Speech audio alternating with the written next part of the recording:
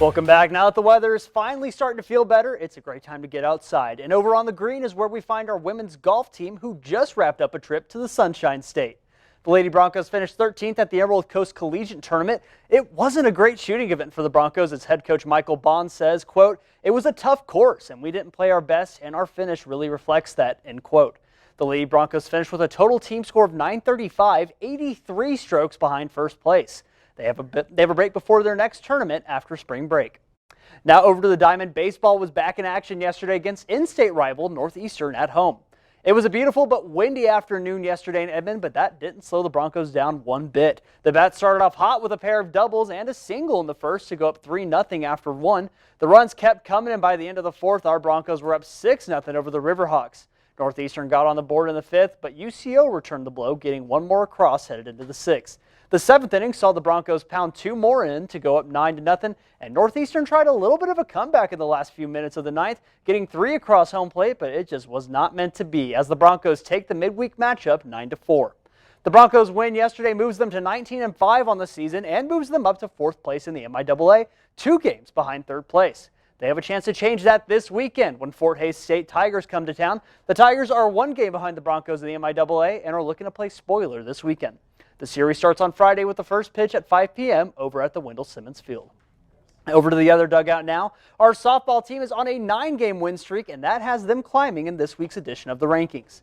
The Lady Broncos have climbed 1 spot in this week's edition of the NFCA Coaches Poll. The Jury Classic sweep and weekend sweep of conference opponents Washburn and Emporia State contributed to the move up. Another MIAA member came in at number 13 in Pittsburgh State, joining UCO and Rogers State as the only conference members to be raked.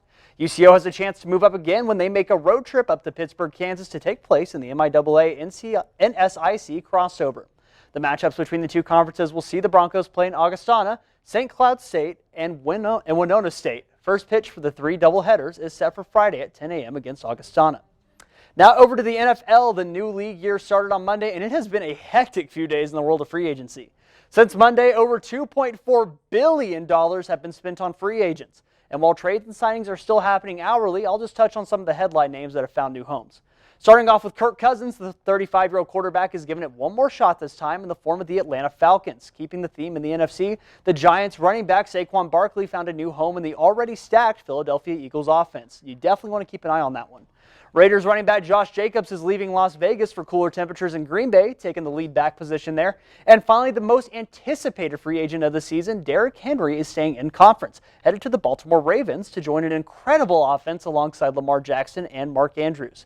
There are, of course, dozens of other signings like Tony Pollard, Mike Gesicki, and Christian Wilkins, and we can expect even more as the NFL draft quickly approaches. Finally tonight, we move over to the basketball court, where the first in the West Thunder hosted the Pacers last night, and it was a little bit of a struggle to get going. The Thunder were missing a key piece to the puzzle in Jalen Williams and subbed in Gordon Hayward to join the starting 5. The Pacers got hot early, going up 11-2 early on over the Thunder, but a rally back from SGA and Lou Dort brought it to within 7 early on in the second. The Pacers found their spark again and got 36 in the second quarter to go up 58-46 headed into the half. In an incredibly high-scoring third quarter, the Pacers dropped yet another 36, but the Thunder were not missing any shots, and they put up 41 to tie it late in the third. But the Thunder got colder in the fourth while the Pacers kept the momentum. The Thunder led by 1 at a point, but the Pacers pulled away, taking the spark from the Thunder at home 121-111. SGA posted a casual 30 bomb with Lou, Chet, Giddey, and Cason Wallace all getting double-digit points. The Thunder have an explosive offense, and the Dallas Mavericks coming to town tomorrow night. The loss also moves the Thunder into a tie for first in the West with the Denver Nuggets, while the Minnesota Timberwolves move into a half game behind OKC. Needless to say, tomorrow night is a must-win. So Perla, Emma, the Thunder dropped a pretty big game to the Pacers. It's not really the end of the world, but it definitely doesn't help them. You think they can bounce back tomorrow? I think so. I always think that once they lose, they'll win like 4 or 5 games straight, so I definitely think so. Yes, I agree. Thank you, Mark.